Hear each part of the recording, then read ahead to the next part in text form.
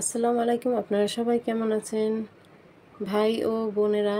তো আজকে আমি আরেকটা ছোট্ট চেয়ে ব্লগ করলাম। তো এইটায় দেখেন আমি কি বাজার থেকে নিয়ে আসছি।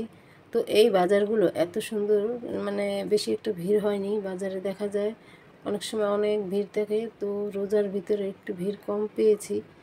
হয়তো যে টাইমে গিয়েছি আমি তখন হয়তো মানে ভিড় কম ছিল, কারণ না হয় দেখা যায় কি অনেক ভিড় থাকে। তো এই যে আজকে আমি প্রথমেই দেখানো হয়েছে ভিম বার নিয়ে আসছি, কারণ ওইটা দিয়ে থালা বাসন ধুইতে খুব ভালো হয়।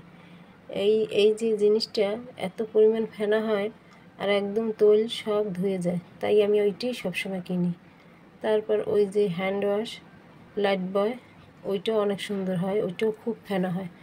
অন্যান্যগুলো আমি ইউজ করে দেখেছি, কিন্তু ওইটার চেয়ে এইটা খুব ভালো হয়।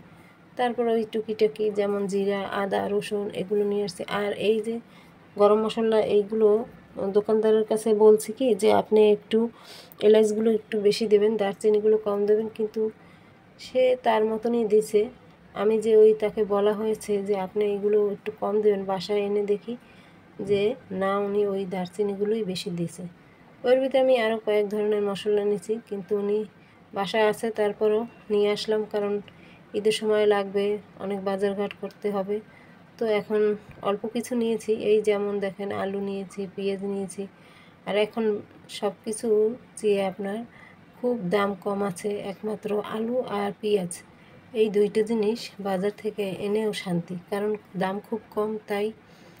আর এমন অবস্থা হয়েছে বাজারের, যখন আমরা এই বাজারগুলো করতে গিয়েছি তখন দেখি কি যে আপনার এই যে বোতলের তৈলগুলো, সয়াবিন তৈল, ওগুলো কোথাও পাওয়া যাচ্ছে না। ওরা কি চালাক, ওরা ওই বোতলের ওই তেলটা নাকি ভেঙে ভেঙে খুচরোভাবে বিক্রি করলে নাকি বেশি টাকায় বিক্রি করতে পারে, তাই হয়তো ওগুলো সরিয়ে রেখেছে। তো আমরা তো পাইনি, তো কী আর করার আছে, তখন খুচরা তৈল যেইটা একটু বেশি দাম ওইটাই নিয়ে আসছি।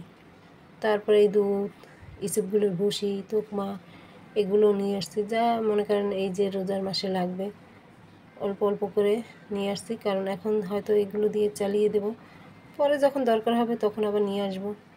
তো আমি এইগুলো কিছু একটু বাটায় ঢেলে রেখেছি, কারণ একবারে সব কাজ করা যায় না, তাই চিন্তা করলাম না, এইটা এইভাবে রেখে দিই, তো এটিই ভালো হবে।